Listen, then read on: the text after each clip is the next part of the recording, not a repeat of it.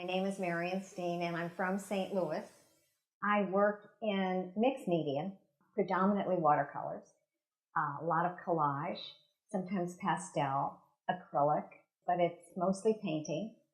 And the way that happened is I went to art school and mostly they did oil paintings. And when I started having children, it was too complicated to do oils and clean up afterwards. So I started doing watercolors and fell in love with the medium.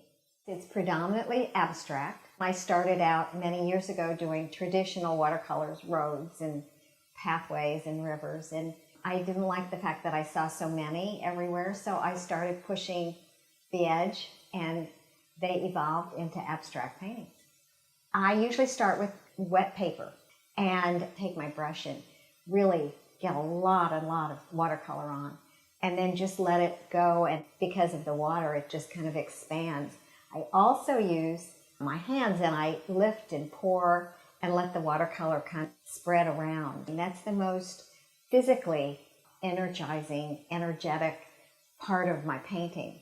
Later, it becomes more cerebral, and it can take me 6 months to finish a painting. There is a lot of layering because there's layering of paint and there's transparent colors right next to very opaque colors, and then the layering of the collage.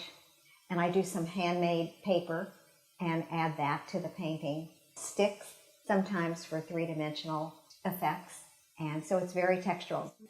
I work on something called passage series quite a bit, and the word passage is kind of a double entendre. The passage is from the forefront of the painting onto the middle, onto the back, but it's also the passages of life that we all go through. So a lot of times there are some dark areas in the painting, but also a lot of light areas that could represent hope. I'm very involved with color.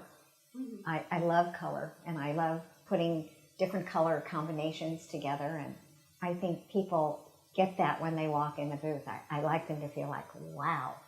I'd like them to walk away with a feeling of enjoyment, of having looked at my paintings and feel better about it.